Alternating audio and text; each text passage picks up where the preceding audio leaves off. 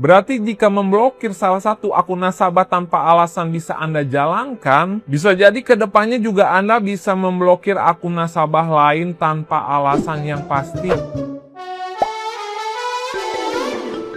Kabar melegakan dari kasus pemblokiran rekening Supriyono alias Botok.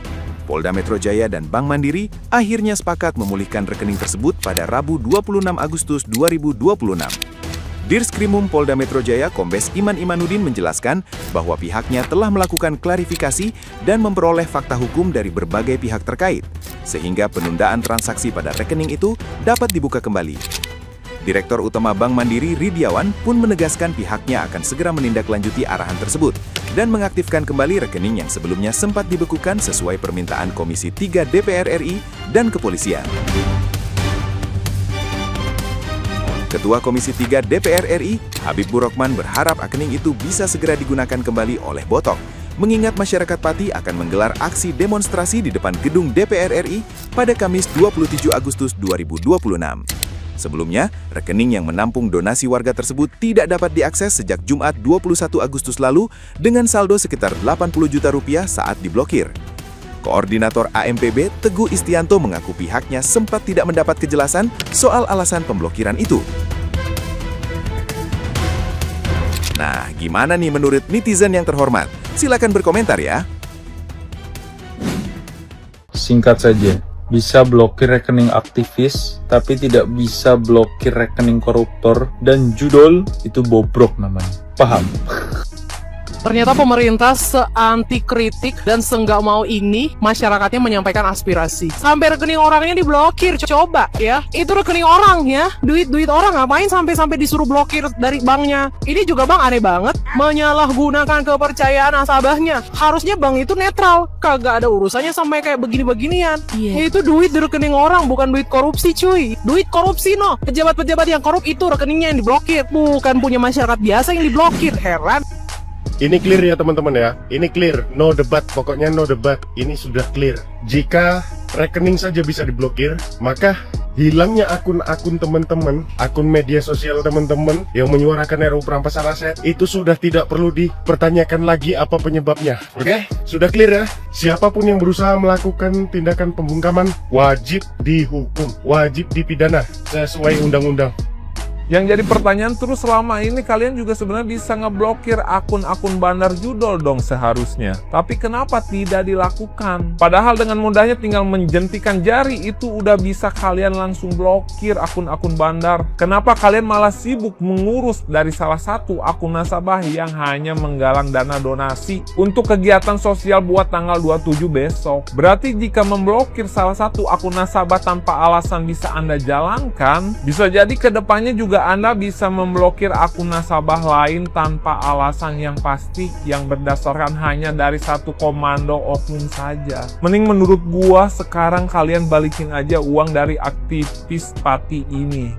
Karena apa? Karena kalau tidak kepercayaan masyarakat dan kepada aparat akan semakin menghilang. Contohnya dengan sekarang aja mulai banyak seruan tagar boikot Bank Mandiri. Dampaknya bahkan kalian udah ngerasain sekarang kan, sampai-sampai kalian menurunkan logo Bank Mandiri Anda di perusahaan besar Anda. Karena kalian takut nanti tanggal 27 menjadi sasaran bagi para pendemo. Tambah sekarang juga nggak ada alasan yang kuat untuk memblokir akun dari nasabah Anda ini.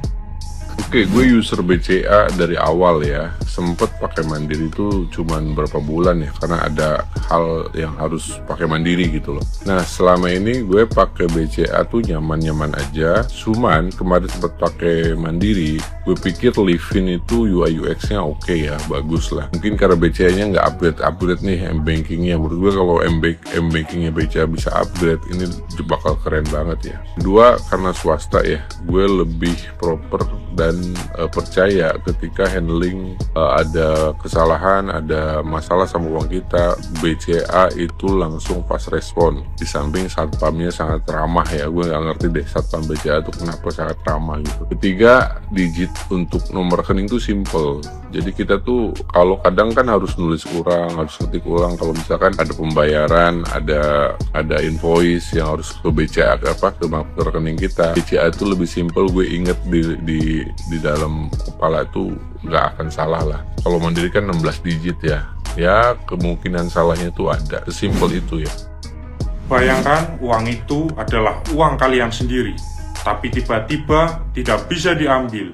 Siapa yang harus bertanggung jawab? Ini yang sedang ramai terjadi pada rekening warga Pati di Bank Mandiri. Rekening tersebut disebut berisi sekitar 80 juta yang menurut pemiliknya berasal dari dana pribadi dan donasi masyarakat. Kemudian rekening itu diblokir. Bank Mandiri menyampaikan bahwa pemblokiran dilakukan berdasarkan permintaan aparat penegak hukum. Tapi ada hal yang menarik. PPATK diberitakan menyatakan tidak mengajukan pemblokiran rekening tersebut. Nah, sebagai masyarakat, kita jangan cuma bertanya kenapa rekening ini diblokir, tapi kita berhak mempertanyakan siapa yang meminta, apa dasar hukumnya, dan sampai kapan pemblokiran dilakukan. Karena ketika rekening diblokir, dampaknya bukan cuma soal angka di saldo. Orang bisa kehilangan akses terhadap uang untuk kebutuhan sehari-hari, usaha, bahkan kewajiban kepada orang lain. Menurut saya, masyarakat tidak boleh dianggap bersalah hanya karena rekeningnya diblokir.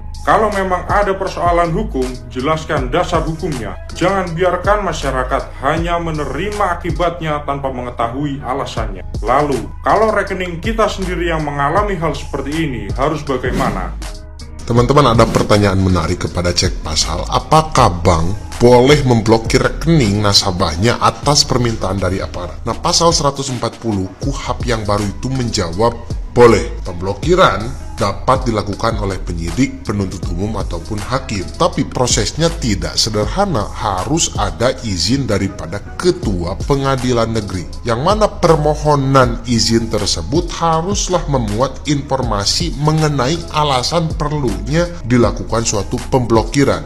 Minimal meliputi, pertama, uraian tindak pidana yang sedang diproses. Nah, pertanyaannya apakah demonstrasi itu tindak pidana atau bukan? Nah, itu silahkan kalian jawab sendiri. Kemudian, yang kedua, dasar atau fakta yang menunjukkan objek yang akan diblokir memiliki relevansi dengan tindak pidana yang sedang diproses dan sumber perolehan dasar atau fakta tersebut. Dan yang ketiga, bentuk dan tujuan pemblokiran yang akan dilakukan terhadap masing-masing objek yang akan diblokir.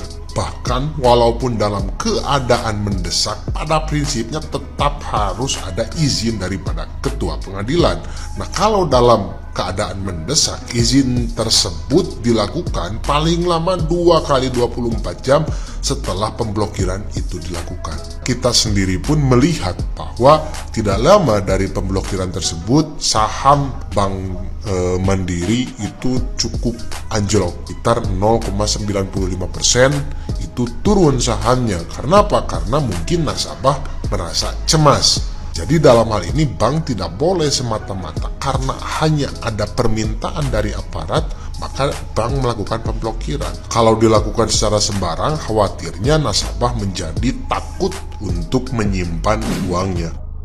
Bank Mandiri lagi dihujat oleh netizen karena tiba-tiba melakukan pemblokiran rekening warga Pati yang mengumpulkan donasi untuk melaksanakan demo di Jakarta tanggal 27 Agustus ya.